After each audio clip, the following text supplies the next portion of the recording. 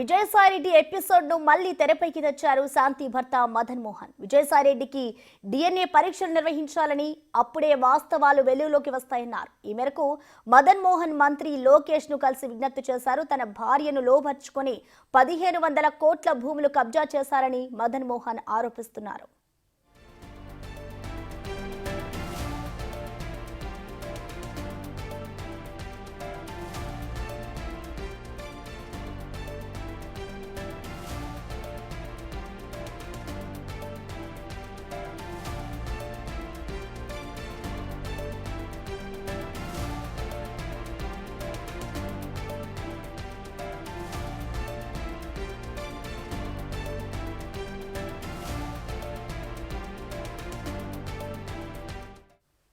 దీనిపై మరింత సమాచారాన్ని మా ప్రతినిధి అమరావతి నుంచి శివ అందిస్తారు. Shiva,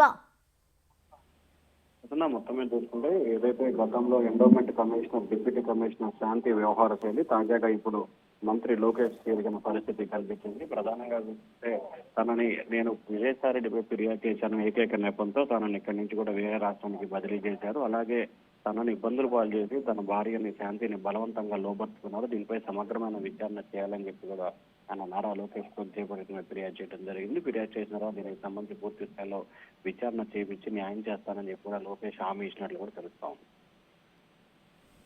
okay, thank you Shiva.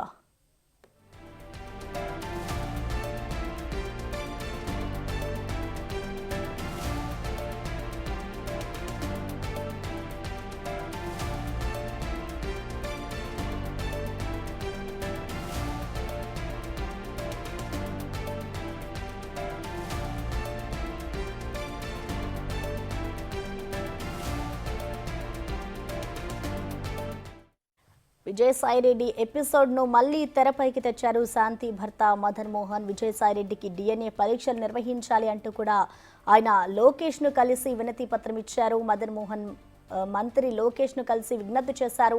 తన భార్యను లోపర్చుకొని 1500 కోట్ల భూములను కబ్జా చేశారు అంటూ కూడా ఇటు మదన్ మోహన్ అయితే ఆరోపిస్తున్నారు. విజయసాయిరెడ్డికి డిఎన్ఏ పరీక్షలు నిర్వహించాలని, అప్పుడే వాస్తవాలు బయటకు వస్తాయి అంటూ కూడా ఆయన మంత్రి లోకేష్ తో చెప్పుకొచ్చారు.